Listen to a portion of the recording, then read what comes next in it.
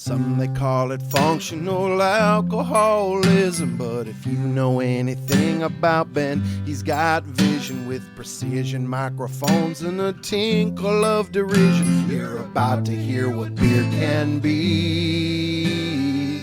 It's time for Barley and Me.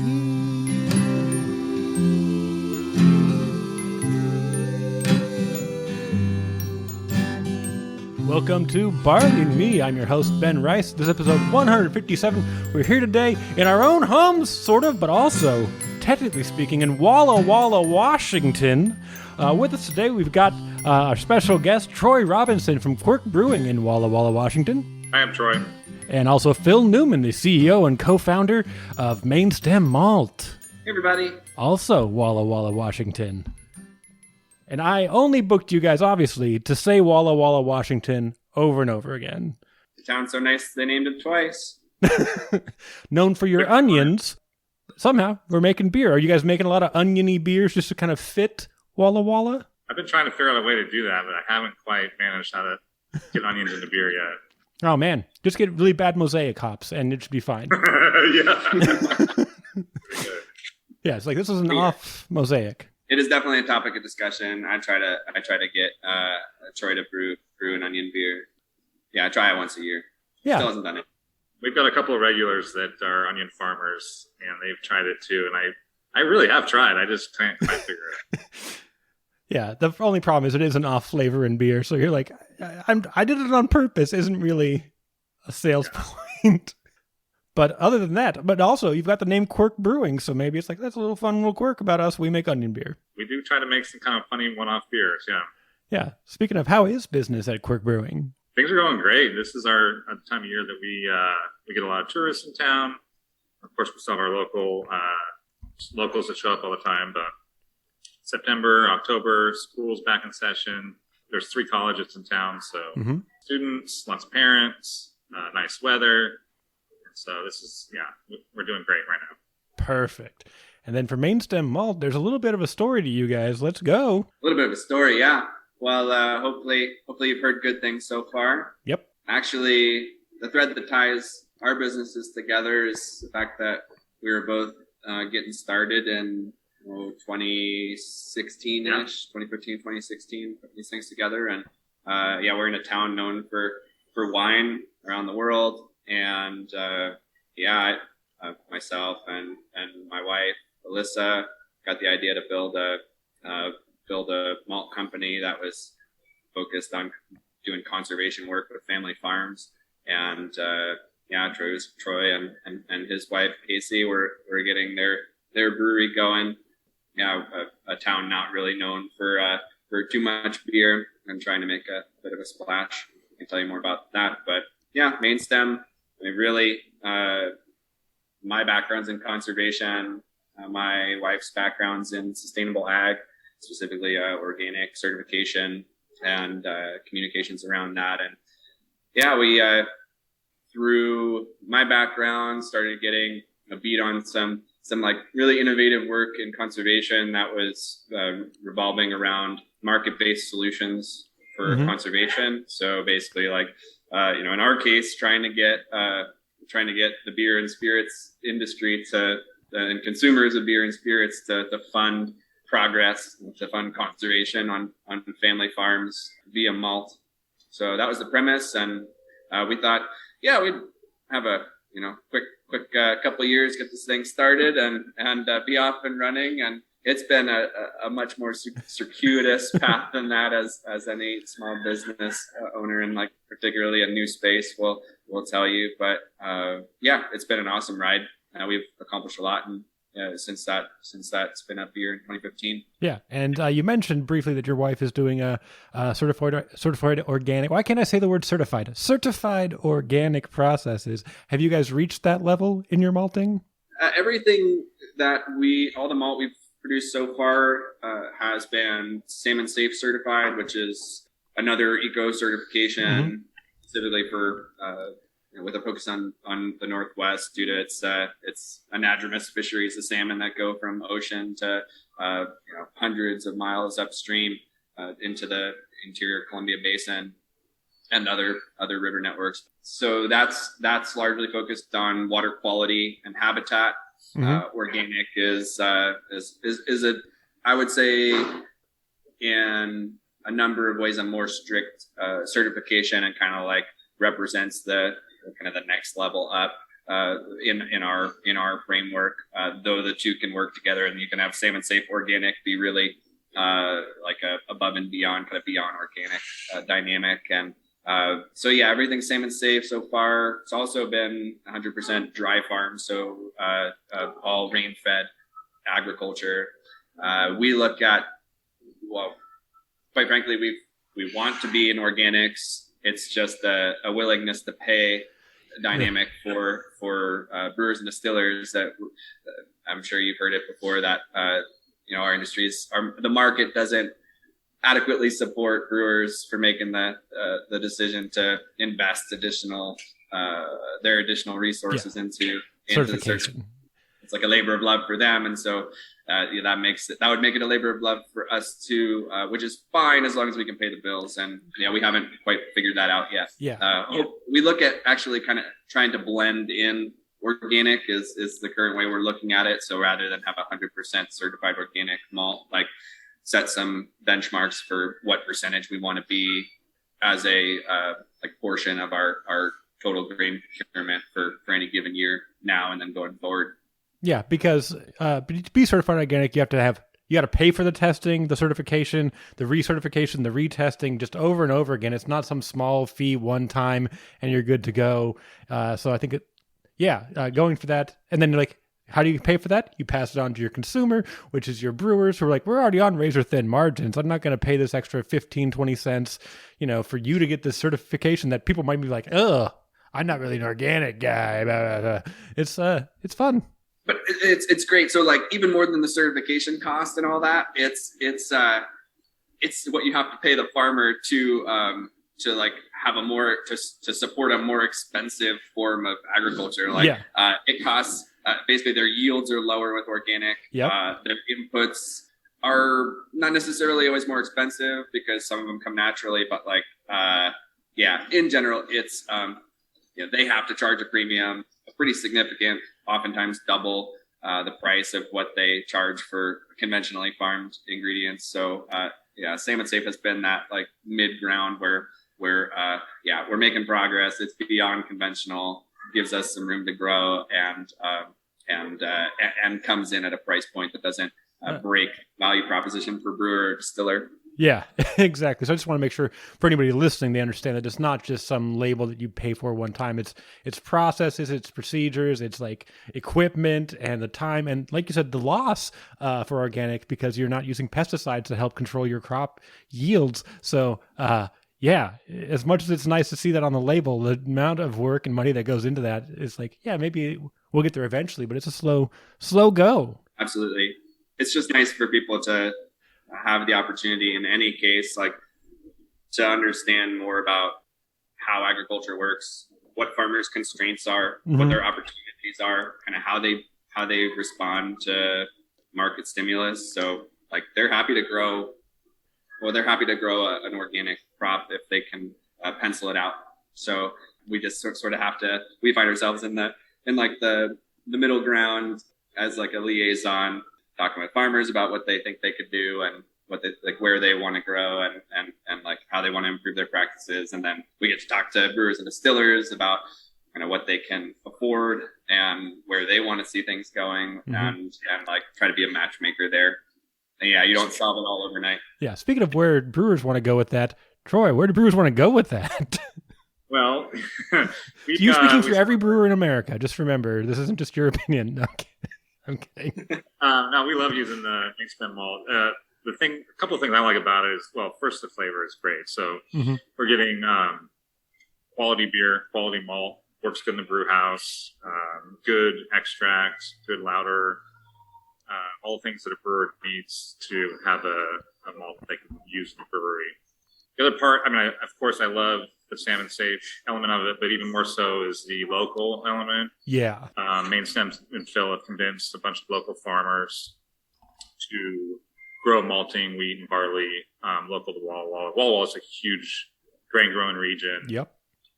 Wheat is famously grown here, I think. So we love encouraging local farmers to grow that grain so that we can use it here, and it just feels like it's a more local product. My wife's family's from here; they've been here for generations and feel connected to the community with those farmers as well. Yeah. And then I should point out, you mentioned salmon-safe a few different times here. Fresh out of high school, I was a commercial salmon fisherman in the Aleutian Islands. And we're like mad about the idea of organic, what that meant, because it was oftentimes a farm fish that we felt was not as flavorful and like it's just a lower quality fish. So like so I've been steeped in the how do we want to say this? Conspiracy theories about organic food and farming for like 20 years. I only did it one summer and I was like, oh, these people are crazy. But, because you have to be on a boat alone for months at a time. But well, so you'd be a big fan of wild harvest barley then, right? I mean, allegedly. Yeah. But yeah, exactly. I think, it's naturally there. Nobody's really messing with it. But I had a captain who was a marine biologist, allegedly. He's like, I got my degree from the School of Hard Knocks in marine biology. He's like, the pollution is it's giving fish tumors and it's giving them cancer and it's all terrible. It's just people are just so wasteful. And he says it as he throws an aluminum can out the window into the ocean. I'm like, that's the exact thing. Nice. Sounds like a rich experience. Yeah, it was very fun. I hated it so much. Yeah, it's interesting. I mean, salmon in the Pacific Northwest, it's such an important cultural icon from the tribes who originally inhabited the place, and it has been a first food of theirs. Something that they relied on and continue to rely on for sustenance. And then, obviously, European settlers had a lot to benefit from with the salmon fisheries and just so,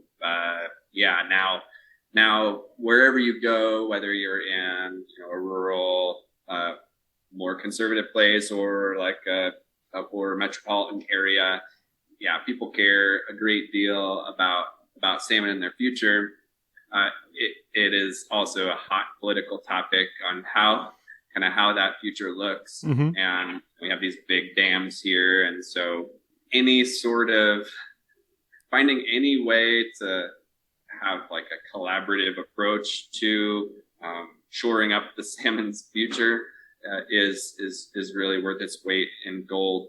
And so us entering into the beer and spirits industry with salmon-safe malts. Salmon-safe, I should say, has already made a bunch of progress in hops and wine grapes and all. But being able to work with grain growers and in a very conservative place, largely, and to be able to form these like really interesting partnerships between farmers, the malt house, brewers and distillers, and ultimately have Troy's customers here and other brewers' customers getting to see the whole story and see and appreciate the whole story is pretty neat. And also getting farmers to come in the door here. Maybe you could talk a little bit about that, Troy. It's a big deal. I mean, we're still in the area where Bud Light and Coors Light are the number one beers. Really? Oh yeah, for sure. Number one beers, I guess that makes sense, but by a lot? Well, I don't know. Not for me, of course. Right. At the tap room, but for sure it is. In most local bars in town, the Coors Light will be the number one seller, and so just getting people who are set in their ways to try new things mm-hmm. really important for somebody who's creating this new malt, or for us who's creating new beers. And we do lots of different styles of beer, and we're just hoping that we can hit on a couple for people who have never tried this style of beer before. And a lot of local folks here, some of the old farmers will still come in and they'll say, well, I don't really drink anything besides Coors Light. But we're able to direct them into something that'll fit their palate. And it's great because it feels like we got a connection to the product that we're using. Yeah. for us with the malt that we use. It's grown right here, Mm-hmm. and the hops that are first just grown a couple hours away in Yakima.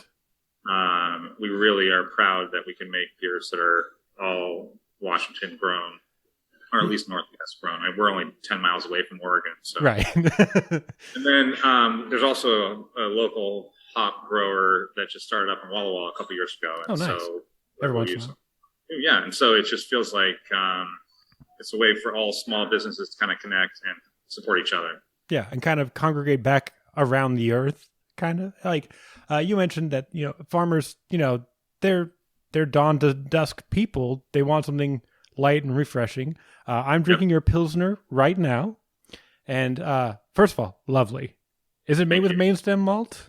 Yeah, that's so. 'Cause you sent me some Pilsner malt also. So yeah, that's as 100% Mainstem Pilsner malt. They're Cascadia Pilsner malt. And then it's a blend of Adena and Laurel hops from Yakima Valley. So I'm looking at it. I'm sipping on it. I'm smelling it. It's a little bit more hop forward, I think, than a person who's kind of drinking Coors would probably be comfortable with. Is that kind of your experience with it? Yeah, a little bit, but you give them a couple sips and they work their way into it. Yeah. Yeah, it's hard to, as a brewer, I don't really want to have something that tastes just like Coors Light. Right. No, exactly. And like this is dead on a great Pilsner, like for sure. It's great. Thank you. Like all the smells, the slippery butteriness to it. It's all there. I really enjoy it. But I'm like, this is excellent. But I don't know if a Coors guy is going to be like on board immediately because it is a bit bold, which is what a Pilsner should be. But a lot of people like make a very soft, easy drinking Pilsner. I'm glad that you knocked this one out of the park.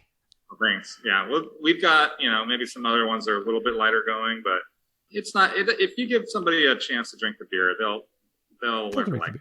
Yeah, you give them a little free taste, just like man. The first one's free. See if this one bites you, and yeah. And do you find that you make a lot more of the lighter beers as far as like ABV?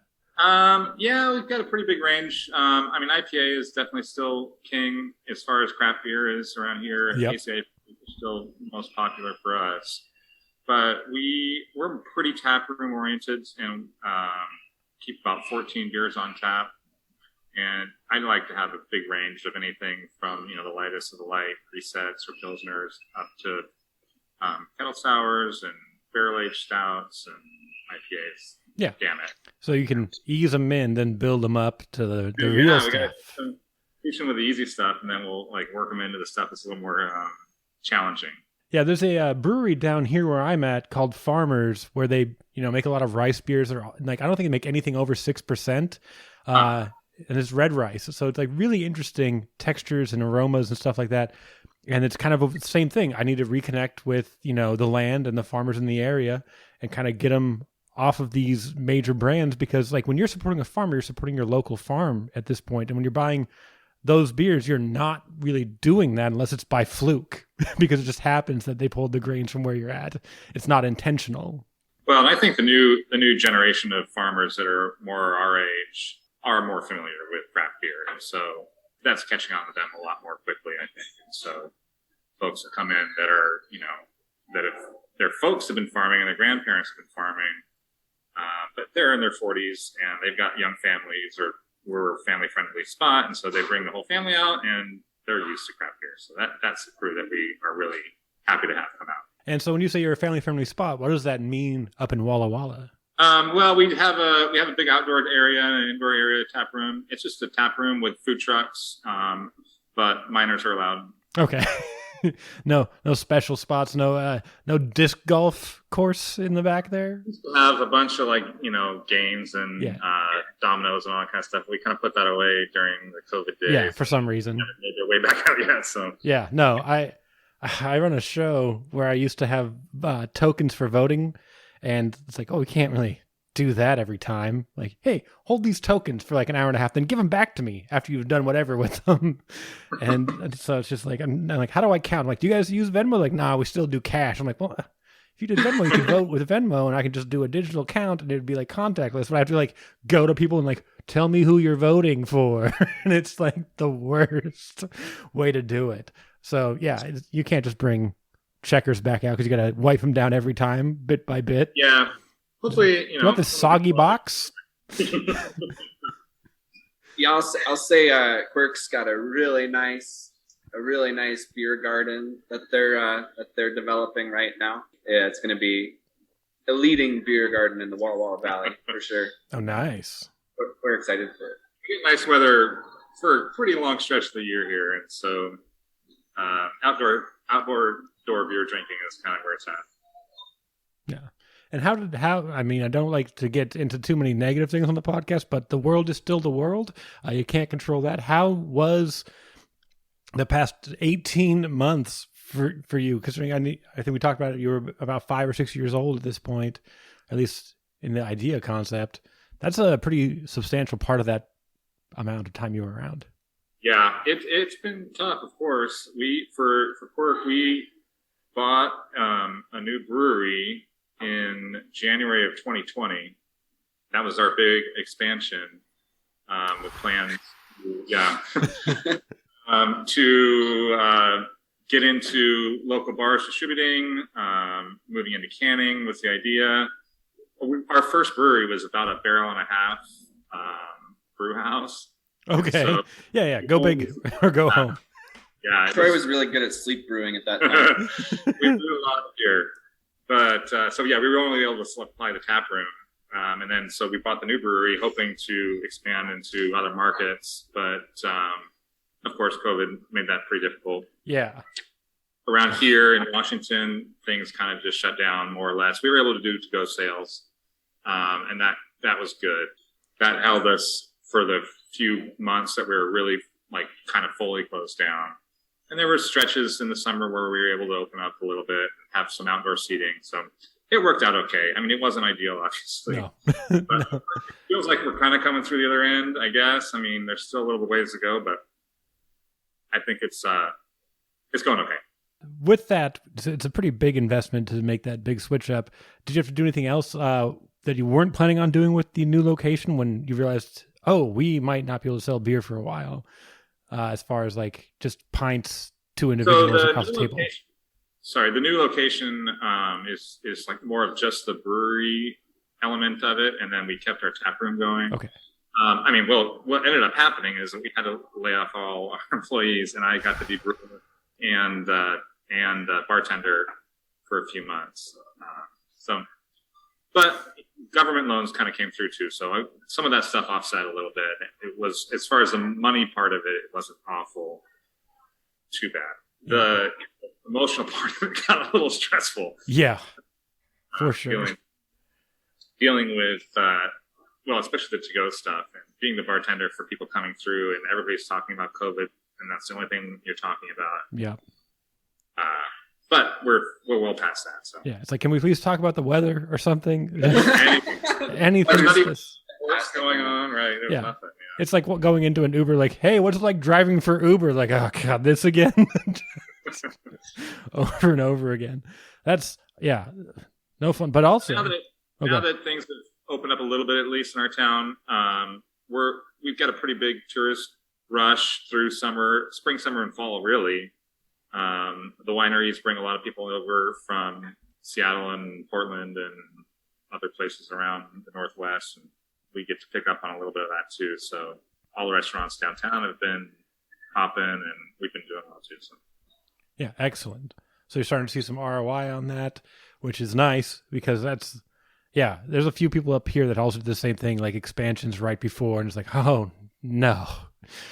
But I've also talked to a few maltsters over the last few months here, Phil, for a thing I called Maltster Mayhem. It was just all May talking to maltsters. So I've got a basic idea of how the industry went for you, but how was it for Mainstem? Gosh, there were a couple pretty scary quarters. I mean, I'll be honest, it was a pretty hellacious year for us, kind of going from kind of the end of 2019 and then from there, we were trying to build a facility here in Walla Walla. So we are, I think really the only craft maltster that has built like a regionally significant malt brand. through contract capacity. So we work with Link Malt, Spokane, Skagit Valley Malting in Burlington, Washington, and then also Montana Craft Malt now in Butte, Montana. And so, yeah, we were moving forward with doing a facility here in Walla Walla, like a pretty decent sized drum malting facility, akin to something like, Root Shoot in Colorado with like 10-ton drum malters, or, even Skagit. And yeah, by fall of 2019, that was starting to show some cracks. We weren't raising money quick enough to really feel super confident about it, but we were still moving forward. We had equipment being manufactured over in China.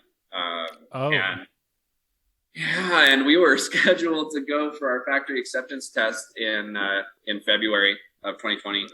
So we kind of had the first, we had a sneak peek into what was going to happen, following really closely. I remember Rob Liedl. I don't know if you're familiar with. I don't think so. But he's a career maltster that's gotten into consulting for the craft maltsters, and anyways, he was planning on coming out with us to China for the factory acceptance test, and got a call from Rob like, "Hey, have you heard about this COVID thing?" Or at that point it was we were even Wuhan coronavirus.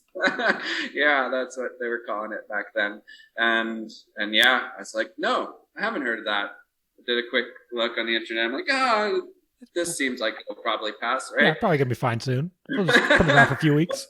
We'll still go. We'll just be careful. Yeah. And then our plans were forced to change, and our tickets were canceled, and so we were in like a holding pattern on the expansion here in town, and then fortunately we had this relationship spinning up with Montana Craft Malt that kind of like they had the capacity available that we were needing to grow, and so we were able to transition relatively smoothly into producing at the scale we wanted to produce in our own facility through a partner malting arrangement. And yeah, that was a godsend for sure. And then also we were able to sell our interest in our equipment to another craft maltster in Lyon, France, and so yeah, we like kind of our failure to bring this malt house to fruition here. It resulted in another malt house spinning up helped spin up another malt house in France. So is that the equipment that was in China that went to there, or was it your own personal stuff that's already here? That was the equipment that was on the factory floor in China. Yeah, okay. Time. Yeah, that makes sense. Because I was going to say, like, the supply chain's ruined, plus those tariffs probably was like the worst time. So yeah, you got to avoid all that. Yeah. So like, what a miracle! That's the wrong word. Yeah. No, like that was the optimistic days. It was definitely realizing how fortunate we were that the business didn't just get torpedoed. We were allowed to, we were able to get our cash back to build a runway to like get the company to the next stage. And so, yeah, I would say, I think we would have stuck it really nicely if we could have followed through with our facility plans here. I don't regret the decision to bail out of that, but yeah, everything happens for a reason, and we're in a pretty good place now. Back to raising money now on WeFunder through regulation crowdfunding. Anyone can invest in our company for as little as $100, and we're trying to do in addition to supporting our current supply chain management business model, we're also trying to build a malt innovation center and specialty malting facility here in Walla Walla. Yeah, there's like an equity, like a maltster equity and maltster collective type thing you're going for as well. I would say everything we do is very collaborative. So yeah, we try to be like in beer.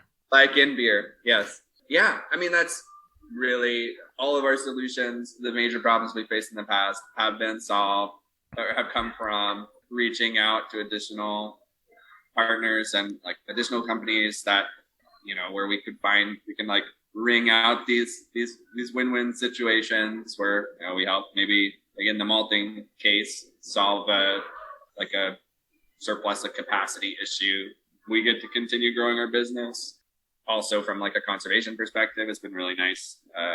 Being kind of more open and willing to help build brands of others has allowed us to make some really nice connections in the conservation world, working with, for example, salmon-safe, but also there's other conservation groups in the Northwest that deal with conservation within kind of beer industry related conservation in the states of Washington and Oregon, like Oregon Wild and Washington Wild have these beer shed programs that we're a part of. Anyways. And that's WeFunder.com. What are they searching to get involved in that? Yeah, WeFunder.com/Mainstem Malt. MAINSTEMMALT. All right, perfect.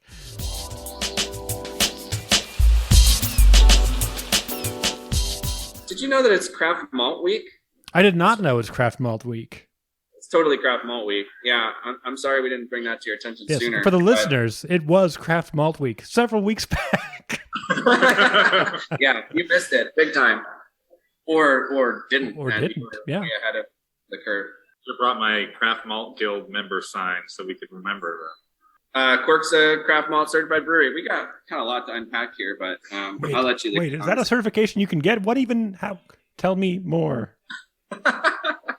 Yeah. So breweries. Okay, let me step back. Craft Malt Week is the week of the year that coincides with the harvest moon, which is pretty cool. Which kind of moves around. From the end of September, second half of September to the first half of October. And it's a week to just... All right, so I got to cue the song Harvest Moon by Neil Young, right? Is that what I do here? Right, there you go. That's great. Perfect. Love it. It's a week hosted by the Craft Maltsters Guild. I happen to be a board member on. It's all about celebrating craft maltsters and all the different stakeholders that make craft malt possible throughout North America, and then also drawing from a bunch of international stories too. So, Troy, we haven't heard from you in a while. What got you interested in being involved in that? Well, Phil's pretty good at convincing me. That's pretty much what typical. No, I was hoping to support the craft malt community. We go through a pretty good deal of that Mainstem malt. I think we're probably around 40-50% of our base malt is Mainstem, and it just seemed like a good idea to support other small craft maltsters so that we can get more of this good malt and maybe like move. I mean, as a craft brewery, we feel a kind of kinship to some of these other smaller groups who are making these craft things, right? Yeah, fighting big grain. We all know it. I don't know if the fight is quite the right word, but like supporting the folks who need the help. Yeah. And Phil's made it pretty clear his background and how I think you can make the easy jump from Phil graduating college with a degree to starting Mainstem. But Troy, what is your background? What led you to beer? I grew up in Southern Arizona where it was light beer stuff. And also great farming down there. Yeah, mostly like lettuce and oranges and stuff like that. But and then I moved to Mexico where Corona was kind of king. I lived there for about 6 years and with my wife, and our daughter was born there. But all the while visiting folks, her family's from around here in the Northwest, and my grandfather would be in Oregon about half the year, and he got into craft beer, which was kind of a fun thing to share. He was a huge Widmer Hefeweizen fan and a huge Mirror Pond fan. Yep. So he kind of introduced me to those things. And then we eventually moved up to Walla Walla. I was a stay-at-home dad and took up home brewing, and that was kind of my entry into making beer. I got addicted, like many home brewers do, brewed frequently and passionately, and kind of lucked into a local brew pub job where I was brewing real part-time, but kind of learning the business of brewing. And then all the while kind of imagining what it would be like to have our own place, and then working hard to find a good spot, and found it, like I said, about 5 years ago. Got Quirk going. So this, the path is kind of homebrew to part-time pub brewer, at just the only guy that's working in the brewery to starting our own place. Yeah, if you're already doing all the work yourself, you're like, what if I also made the money? And then and then a huge cosmic joke's like, just kidding, you can't do that. But should have taken that paycheck and run. But it turned out okay. It was a lot of learning going on there, but and then of course Quirk, obviously a reference to the early 90s backup catcher for the Oakland A's, Jamie Quirk. Of course, yeah. No, we thought it would. Coming up with a name was another tricky situation, but I wanted to have our name show people that it's going to be something a little bit different. Lots of rotating taps at our place, kind of experimental beers, willing to do one-off stuff, and set ourselves apart and let people know that it's going to be not just your every old amber ale, blonde ale, stout, and IPA brewery. Yeah. What's your motto, Troy? Beer for you. Is that it? Yeah, beer for you is our motto. Yeah, it's for everybody. There's quirky people, normal people. We got a beer for you regardless. Exactly. Whatever you want, we're going to find something we can serve you. Are you guys taking any movement towards a low ABV or non-alcoholic edge at all? I haven't gone into non-alcoholic, although it seems like it would be a pretty good spot to go. We do quite a few session beers, but kind of the whole range. Yeah. I'm just making sure we're covering everybody. Just make sure they're all. What about those seltzers? Are you Sorry, yeah, I did make a seltzer about a year and a half ago, and I didn't like the way it turned out, and we ended up dumping the whole batch. Oh boy! And so here we're allowed to have a few guest taps at the tap room, and I just figure the guys that are making seltzer, well, I'll just buy a keg if we want to have a seltzer on tap. Yeah, I'm not going to mess around with making it myself anyway. Perfect. It's not really my style. And I wasn't successful in my first attempt, so I wasn't really tempted to try again. It wasn't really. It's like my heart's not in it, and it turns out this is a sign that I wasn't supposed to be making this anyway. Yeah, it's like, what are you doing, Troy? This is not the kind of thing that you really want to be making. Why bother? Yeah, there's somebody right on the street. Craft malt either, so right. Yeah, also true. I did use craft sugar, of course, for the seltzer. Yes, of course. Great. Yeah, I hosted the California Craft Brewers Cup Awards a couple weeks ago, and I had to read all the winners, and I was like asking the people that are running it, I'm like, hey, what kind of pace do you want for the 60 categories, 3 winners, brewery of the year, all this stuff? And I gave them a sample, that's too slow. Can you go faster? I'm like, sure. How about this? Great, perfect. I'm like, just so you know, I MC a lot of stuff. I can keep this pace. If you want it this pace, it's going to be this pace. And eventually, hey, can you slow down? We can't get the awards out fast enough. I'm like, yeah, I know. You asked me to go too fast, and I wanted you to know that I was going to do what you told me to. But my favorite part is it's kind of a script, but I was like, man, this is just reading the same thing over and over again. So I was like, all right, the moment we've all been waiting for, category 44, hard seltzers. Nice. Yeah, just little jokes, and I got to slow down. I was like, I'm going to make a little joke here to slow it down because I know I can tell we're going too fast. Yeah, that was fun. Just to be clear, I mean, there's nothing wrong with drinking a hard seltzer. Oh, absolutely. But is it really what a craft brewery's goal should be? Oh, yeah, exactly. It's not what I'm trying to do, but I don't know. Every once in a while, I throw back a White Claw, I suppose. Yeah, exactly. They serve a purpose, and also, again, if you can take a little bit of shelf space somewhere or a little bit of, even if it's not in the store, if it's in somebody's fridge, that counts. Right. I think the low ABV category is a really fascinating one, especially from the perspective of using premium ingredients. Yeah. Because there's a direct correlation between ABV and how much malt you have to use. And, if you want to splurge on malt and you want to support craft malt and, your local to regional agricultural economy through craft malt, then it's an obvious way to kind of balance out those, cost of goods sold. So, just use half as much malt and pay potentially twice as much for it. And there you go. Right. So it comes out the same. And then the consumer obviously understands why a 3.5% beer is the same price as a 7.8% beer. Yes, That's never a consumer is question. infinitely wise. Yeah. But I'm glad you realized that. No, but the flavor you're getting out of that malt is better too. So you're getting a more flavorful beer, even though it's lower alcohol, lighter body. You can taste the malt instead of having it be something that just kind of hides in the background. Yeah. Which is something that if you've got such a small beer, you got to draw some flavor out somewhere. Phil and I are collaborating with salmon-safe and the Blue Mountain Land Trust on a beer that we're going to release soon.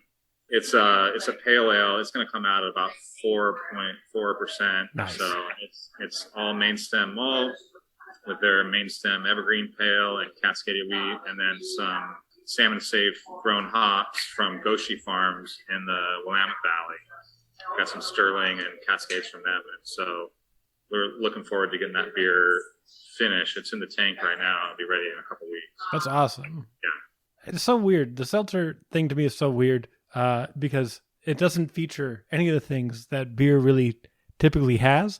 And people are like, yeah, that makes sense, and I will pay a premium for this. But it's like, hey, what about this really cool, low ABV, high flavor ESB? And they're like, what's that mean? And you're like, extra special bitter. Like, bitter? I don't drink that. Now, can I have that 8.2% double hazy IPA?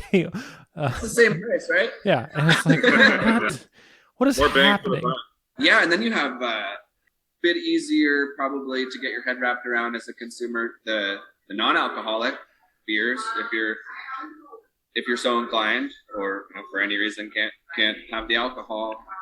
We have one of our reps, Aaron Blondin, over at Three Magnets Brewing in Olympia, Washington. They have a beer line called Self Care. That's a non-alcoholic beer brand, and it's made with premium malts. So they have a proprietary process that they're excited about, and they're using Byerman Pilsner, and they're using Skagit Valley and Mainstem Pilsner in these beers, or pale, and they're making really, really high quality, flavorful, non-alcoholic beers. So Is that going into cans? yeah, going into cans for sure. Have you gotten any yet? Yes. I Would will like say to share that some with me? Yeah, Yeah, I was like, I'm intrigued. I need to know more. you can order them online. Okay.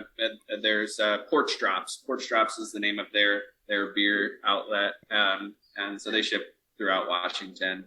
And That don't help me none. and I think for alcoholic beer, and then I believe they ship outside Washington for the non-alcoholic stuff, Yeah. South Carolina. Yeah, it's very exciting. I always non-alcoholic beer's been a really cool thing for like a bad day.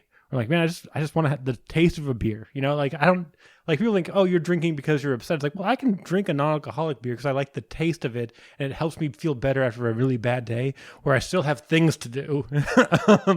And to have like a good one is very nice. There's a brewery down the street. Well, not down the street. It's like 2.5 hours away that makes really good ones. So yeah, and you can start. There's more of them now in your like local stores, which is cool as well. They've been a lifesaver. My girlfriend's pregnant, so I can't get drunk at any point in time. I'm like, I'm gonna have to run an errand for a thing at like 11 p.m. for no reason.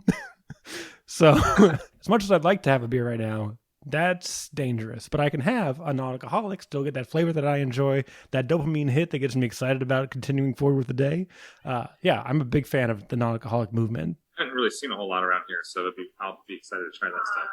I will say that from a regional can perspective, we're in a bit of a backwater distribution wise. So we're in a place where you have to really carefully look at your can dates and make sure they aren't 5 months old. Yeah.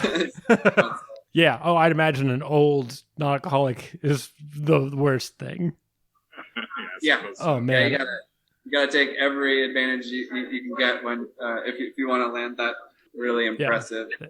That is true. I did have one that was at like a restaurant, and I was like, "Oh, this isn't very good." And I keep reading reviews about how great it is. I'm like, maybe I just had it at a restaurant, and that was my problem. Is there's no quality control of how long they've kept it. So, fair point.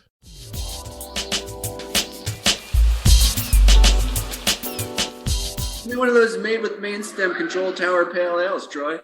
Oh, you mean our best-selling, most locally sourced beer? Coming in at 5.3%, easy drinking. You can have a few of them and then get a ride home. Drink responsibly. Only $6. On tap here at Quirk Brewing in Walla Walla, Washington. Nice. You're hired. Yeah. No. I'm like, I know nothing about this beer. Let me go ahead and try to sell it. I have no idea what I'm doing. Anything we want to talk about before we get out of here? Any last? Well, Troy just grabbed us a couple pints of Control Tower Pale Ale. And Kind of our take on Dry Hop American Pale Ale. You might be familiar with a brewery named Sierra Nevada, maybe. Doesn't ring a Ring a bell. bell? No. Definitely not It's not- from episode 100. Not. Sick Man, I think is his name. Yeah. It's the best we can do to get close to that with the ingredients that we're using. No, it's a real fun, easy drinking pale ale with, again, Mainstem pale and then dry hop with Amarillo and Simcoe. Not super heavy dry hop, just enough to kind of get a feel for nice citrus aroma. Nice. And what's the ABV on that bad boy? This one's up about 5.6, I think. Oh, bold. I know, but you can't go too high. We want to be able to drink this all day long. You're toeing the line of an old school regular IPA with that 5.6.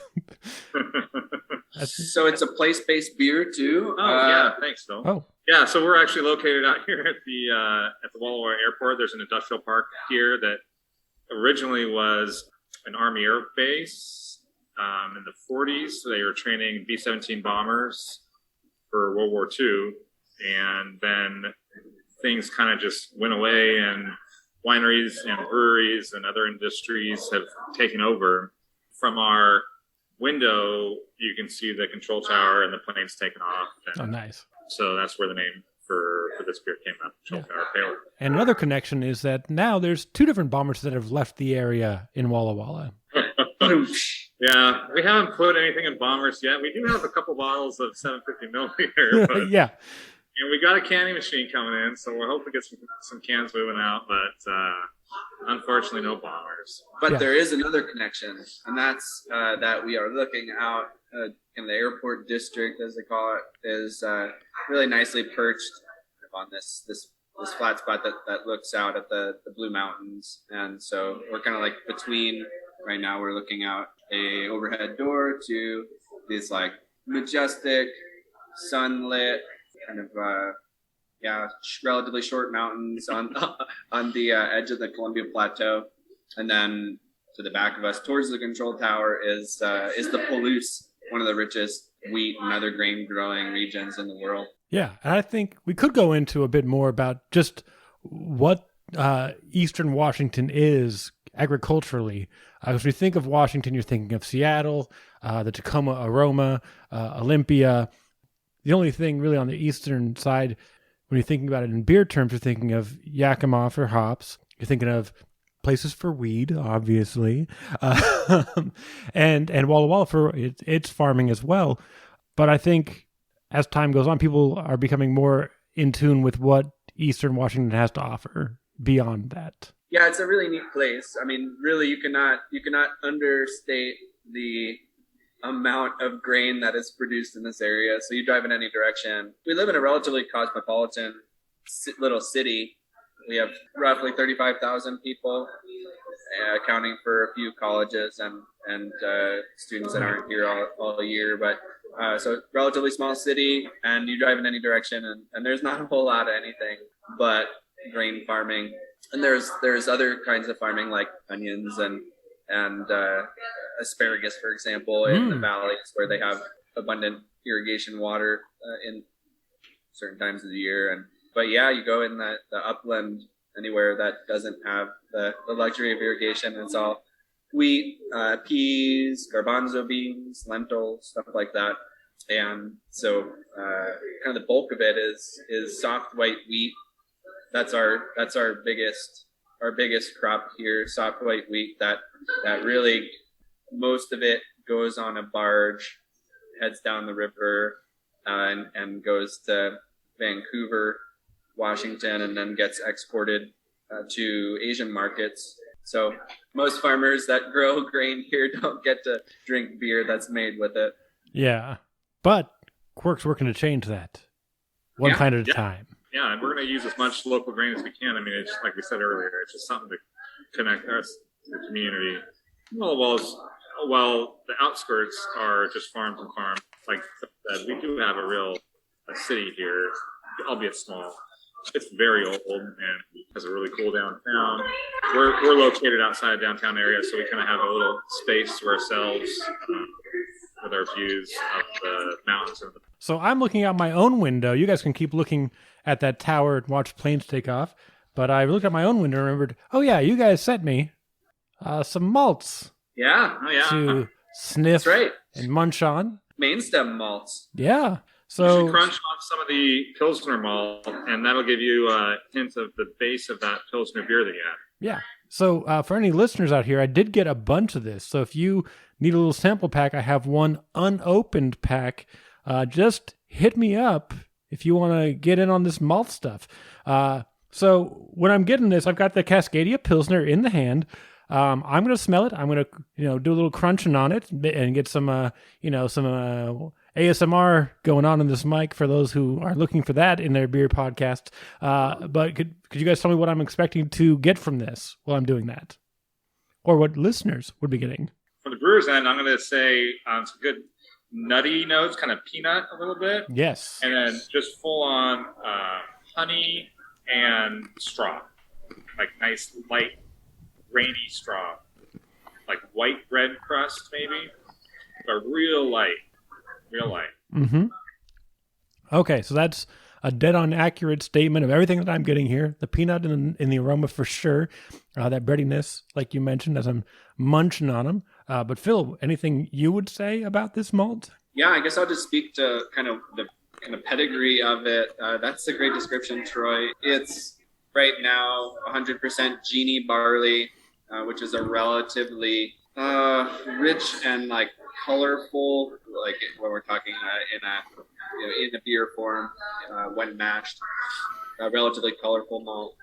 And this is a low protein barley, so perfect, pristine, relatively high elevation, cool climate grown barley in the Camas Prairie by Clearwater Farms, Camas Prairie of Idaho, and grown without irrigation. This particular Cascadia Pilsner, the goal of it is to pick low protein grain lots from around Washington, Oregon, and Idaho, generally speaking, the Cascadia region, and pick those low protein grain lots and then draw them into our Pilsner program. All right, so I just had a little bit of the Pilsner on top of it. Definitely did a little bit of amplification of flavor. You mentioned Cascadia, and my mind obviously went to the Cascadian Darks that are making a comeback finally. I don't know if you guys are excited about that stuff. I loved a black IPA. I haven't really fooled around with black IPA yet, or Cascadian Dark Ale, right? Yeah. But yeah, it seems like a perfect match with some Evergreen Pale, right, Phil? Sure does. Yeah, I will say. Oh, weird! I have some Evergreen Pale. What are the odds of that? That's crazy. Keep going.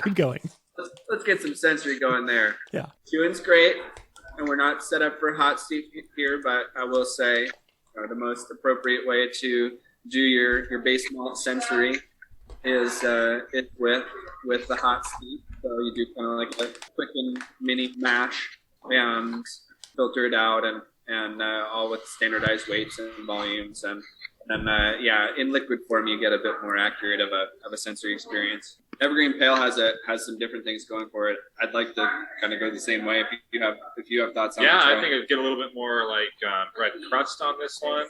Light toast, but just real light. A little less of the honey, a little bit more earthy, I think. Mm-hmm. A little more body to it. Yeah. Kind of and distinctly different from the Pilsner malt. It's not even the mouthfeel is different. The way the texture is different. That's probably the word you'd use for not beer. Flavor profile very different. Aroma very different. Wonderful though. I as a person who ate grape nuts by choice as a kid, I think maybe that's why the malt focus. Got a real grape nuts thing going on too, I think. The good part of grape nuts, not the part that your mom made you eat. No, the every part of it, right? Yeah, yeah. I loved grape nuts. I don't know what's wrong with me, but I should say it should taste different because it's actually, we target right now about a 60-40% blend between Genie barley and Lion barley. The Genie barley is an actual official malting barley. It's registered with the American Malting Barley Association, and it is relatively well in a larger malt house setting. Lion is a feed barley that has a German malting barley heritage. Part of its, like 3/4 of its parents come from, or like of its genetics come from Baroness, the variety Baroness, which is a German malting barley that was introduced to the States in the late 80s, early 90s, something like that, I think. Yeah, it wasn't approved as a bona fide malting barley here, but it's kind of challenging for anyone to work with. But it produces this is a higher protein lot too that blended into this particular batch of Evergreen Pale. So you got like, typically Lion's going to have a little bit more grassiness and like kind of unfinished quality of a malt. And it's more challenging to modify, but it's also like that protein's going to give it a really interesting richness and also provides a different color than you'd get out of just doing straight Genie.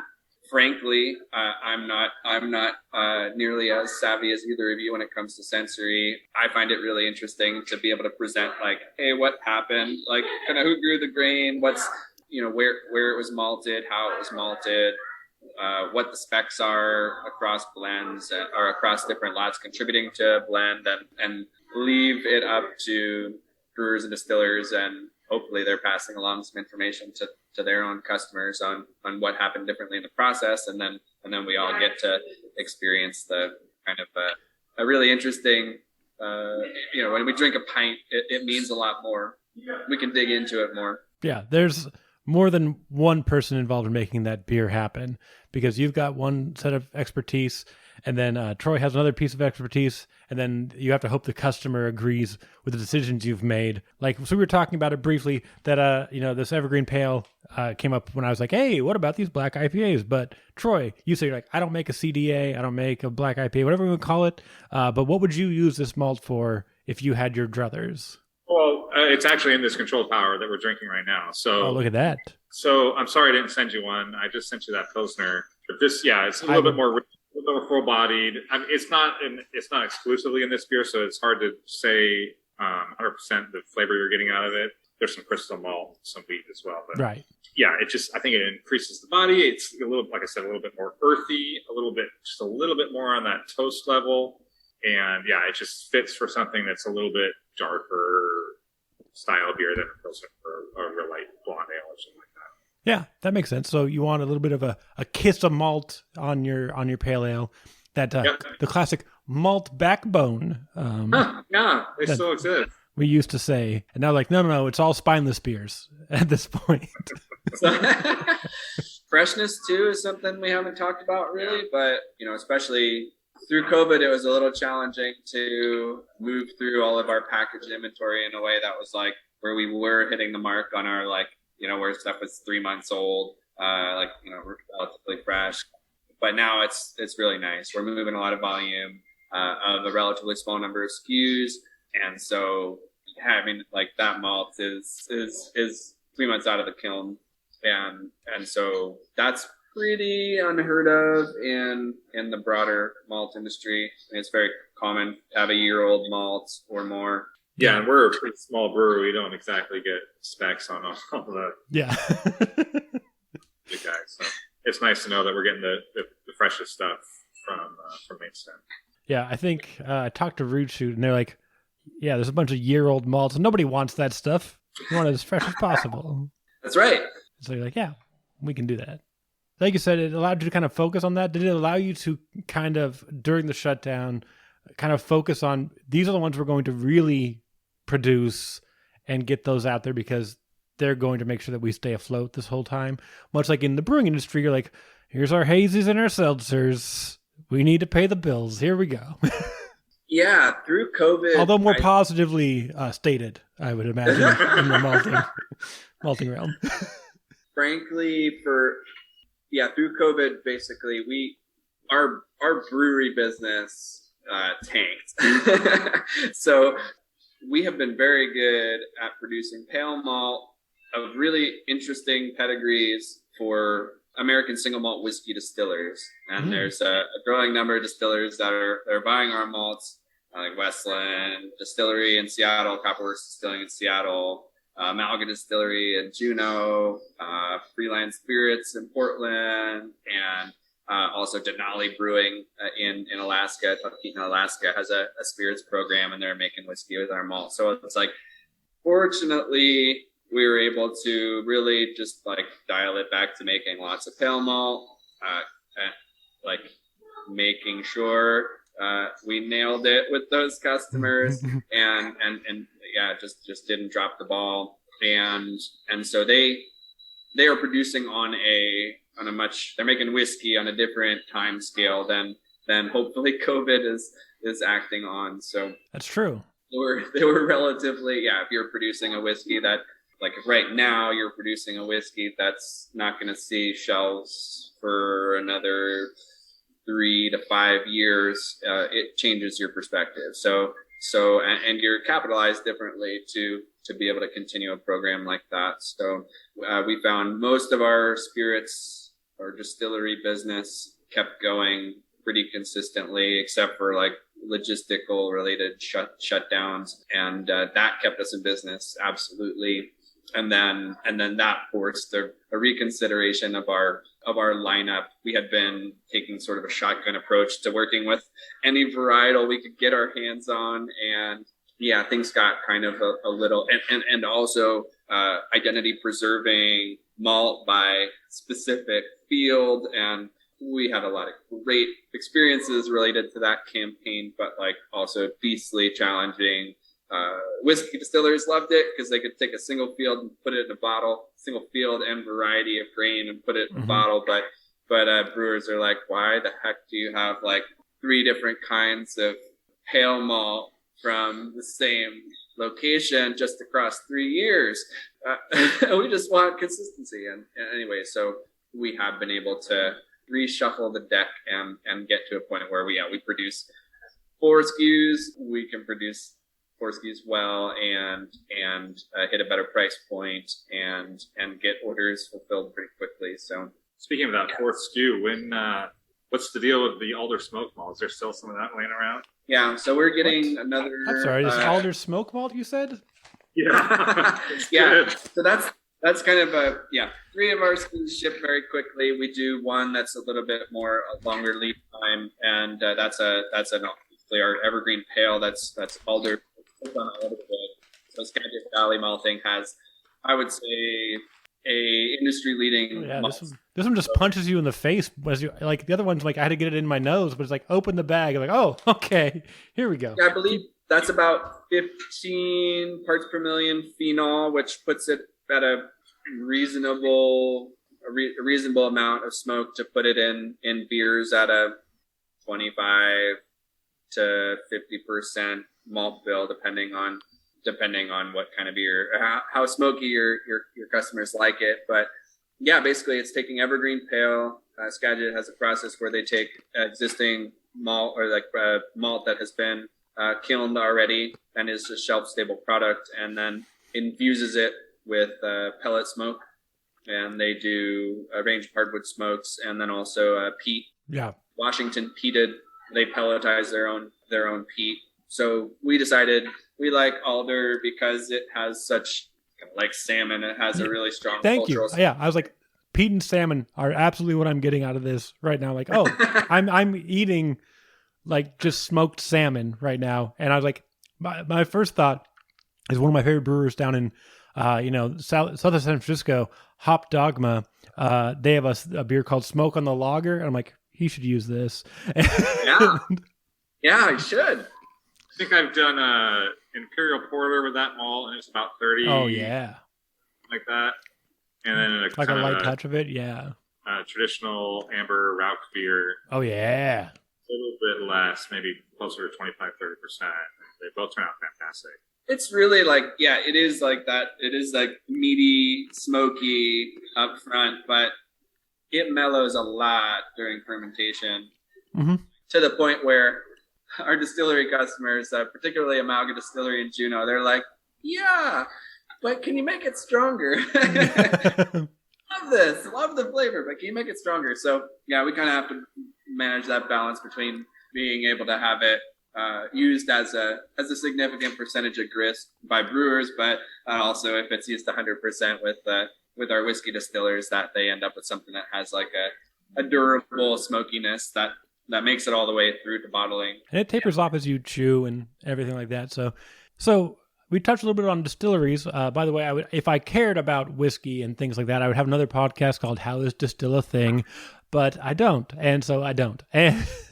But that used to be a thing you weren't allowed to do in many states, was distilling. I guess one of the questions I have for you, Troy, is obviously craft beer has had to fight tooth and nail for a lot of progress in what they're allowed to do over the years. If there's one thing in Washington that you're like, oh man, I wish we could do this one thing that would really help my business, what would that be? Washington's pretty progressive. Yeah, you guys are ahead of the curve on a lot of things. So you got to... All right, we can't self-distribute across the state line. So Walla Walla is 10 miles away from Oregon. Oh, man. And there's not a whole lot of big cities south of us, but there are a few towns that, we could probably sell some beer in. Yep. We're not hooked up with a distributor. We're doing all self-distribution right now. So I guess if there was one thing I could change, I guess that would be the one law right now. And then... And I know the argument's going to be, hey, these laws are different in these states. They don't allow the kind of beer you're allowing here because they have ABV caps or whatever the issue is. And it's just like, now you got to make sure all the rules are uniform, and then we're not going to let that happen anytime soon. So it's like, well, what if we just like substitute to only neighboring states? They must share a border. Is that okay? Is that an okay compromise that I can't be like, hey, substitute to any state. I'll just bring it to Arkansas and it'll be a different rule, because I've talked to an Arkansas brewery and it is a different rule. Anyway. Yeah, I try not to get too mixed up in the LCB rule. It gets a little confusing sometimes. Right.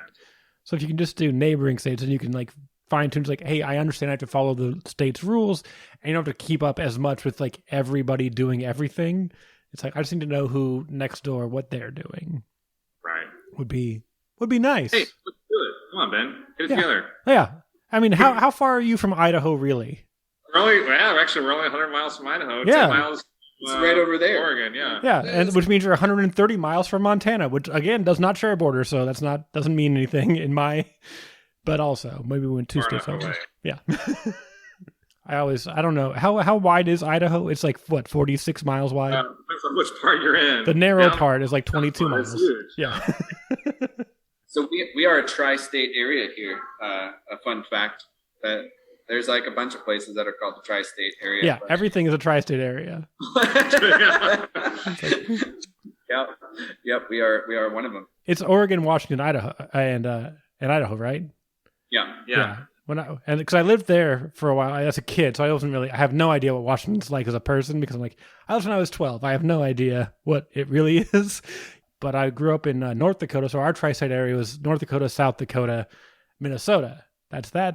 But then if you're like in Michigan, it's like Michigan, Wisconsin, and whichever one, Illinois, is that the one that's next to it? Sure, why not? I think I'm right, but I might not be. Anyway, yeah, everybody's got their stupid tri-state areas. California's like, we don't have one. It's California. Yeah, you're the only state. Yeah. We should start a new podcast called Geography and Me. Yeah. What dies at the end? Yeah. Tri-state area. We'll just argue over who is. I'm sorry, you're the try-hard state area. That's who you are. Just trying to convince yourself that you have a tri-state area. I'm sorry. I've got, as is required on this podcast, must go off the rails with no way back without just a jarring cut. Perfect. I feel like I should not say I've taken up so much of your time. I really appreciate it. But before we get out of here, let's do some promo stuff. Where can people find out more about you? Troy, let's start with you. Where can people find out more about Quirk Brewing in Walla Walla, Washington? Quirk Brewing at quirkbrewing.com, Quirk Brewing on all social medias. And then, of course, come visit us at the tap room in Walla Walla out at the airport district. Yeah.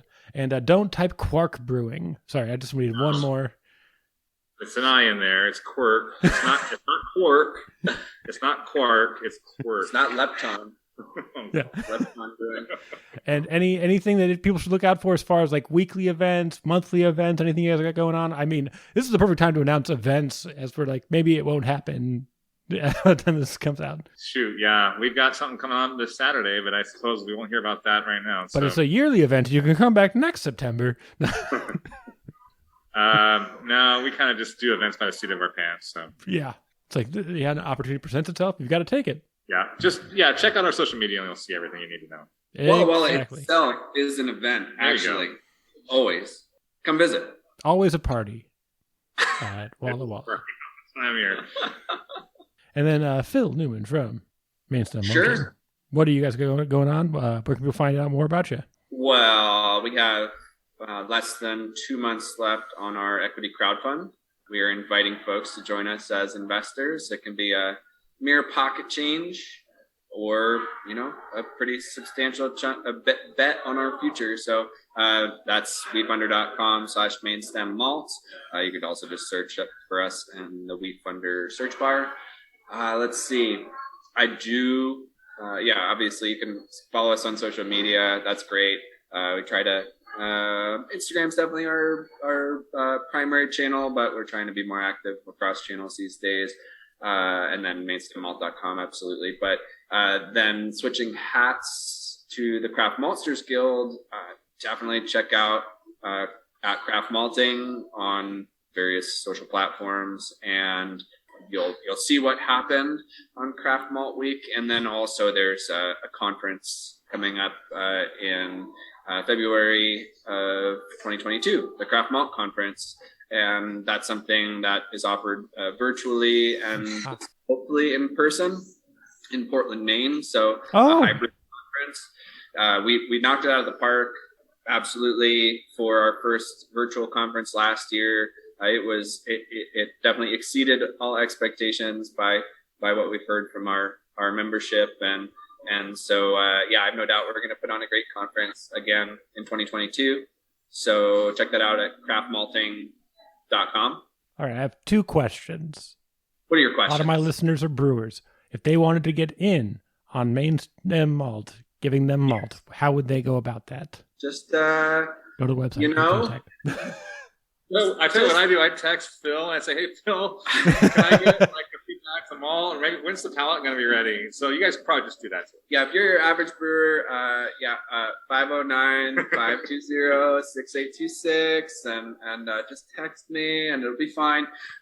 Or Phil at mainstemmalt.com. Typically, it's myself and our operations person, Heather. And she does a great job fulfilling orders. So typically, no matter how someone gets in touch with us, it's myself and Heather taking care of making them happy these days. That's Heather at mainstemmalt, I assume, .com. Yeah, Heather with a K. Heather. Okay. And then my second question, why Portland, Maine? Yeah, that's a great question. It turns out Maine actually has a really awesome craft malt brewing nexus. So you have Allagash there, right? So kind of a big deal, and award-winning brewery, and they've made a really large commitment to buying grain from malt and raw grain from within the state of Maine. They are holding down the growth in the malt economy and in turn the regional grain economy in Maine, I would say. So you've got them. You've got a bunch of other breweries that are certainly following in suit. But it's also it's a nice coastal city. Yeah. Probably not the best place to have a conference in February if you don't like snow. But if you like snow, it's fantastic. Yeah. I hear it's like shoulder season when it comes to lobster. I have so much family in Portland, Maine. It's obscene. So I'm like, a reason to go out there and see family. And I get to do the beer thing. So I'm just like, wait, why would you choose that though? Because I know what that place is like. So I will get in trouble if I don't mention. So yeah, Heather, she's actually like one of the biggest fans of Portland, Maine. So Portland, Maine is one of the greatest places on earth. Yeah. And if it's busy at Bissell Brothers, if it's busy at Allagash, I will say go to Good Fire. Wonderful beers. There's a winery next door. You can't go wrong. That's a plug I always sneak in if somebody's like, oh, I couldn't do this. I'm like, there's good beer elsewhere. And that's my spot. But yeah. So February. Yeah. Portland, Maine. How do we craftmalting.com to learn more, possibly buy tickets, all that stuff. That's correct. You can do all of that. Excellent. All right. And then for Barley and Me, you can find Barley and Me across social media at Barley and Me Pod. Go to www.barleyandmepod.com to see links to a thing you just listened to and literally nothing else probably. So just don't do it. But I have to mention that that exists. You can also check out, as previously mentioned, my basketball and beer podcast with local chef Phil Webster. It's called Please Dunk Responsibly. You can follow that on Twitter at PlizDunkPod. That's PLZ Dunk Pod, or at Please Dunk Responsibly on Instagram. I also Bengineer, an advice podcast called It's Crazier in My Business with two Sacramento comedians, Becky Lynn and Tavi. That's It's Crazier in My Business. You send them questions, they answer them, and they banter. It's very funny, very poignant. Let's see, what else? Comedy exists. Follow the Instagram for that, I guess. 5th anniversary of Crooked Lane. By the time this comes out, 5th anniversary of shows at Crooked Lane coming up in November. So yeah, everything's fine. Everything. Comedy Night, it's so good. It's the best one I run. Just go to it. If you haven't been to it, check it out. Crooked Lane, Auburn, first Thursday of the month. All right, $10. National headliners. Great show. I feel like I usually promote more things, but I've forgotten what they are. So I'll probably post about them. You can see them. Anyway, check out previous episodes. Don't forget to rate, review, subscribe. I've literally never said that before. So, but it's how you're successful if people share it or talk about it in some way. So if you want to do that, thank you. And I stopped doing Chugs for Charity for the previous mentioned reasons, but you can still do Chugs for Charity. Chugs, #4 Charity on Instagram. Hashtag it up. You can enter to win free beer from my beer cellar. Drink a Black is Beautiful or a Pink Boot Society or other socially conscious and aware beer, and you get 2 entries and access to my fresh beers, which there's so much now because I cannot drink it. All right. I think that's it, right? We did it. We all did it. Thanks, Ben. We tackled everything. This has been episode 157 of Barley Me. I've been your host, Ben Rice. Troy Robinson from Quirk Brewing, thank you so much. Thank you. That was great. And Phil Newman from Mainstem Malt, thank you so much. Oh, yeah, it's great. Great to be here. Thanks for having us. Oh, thank you for doing it. I cannot say thank you enough anytime ever. So thank you so much for listening. Get home safe.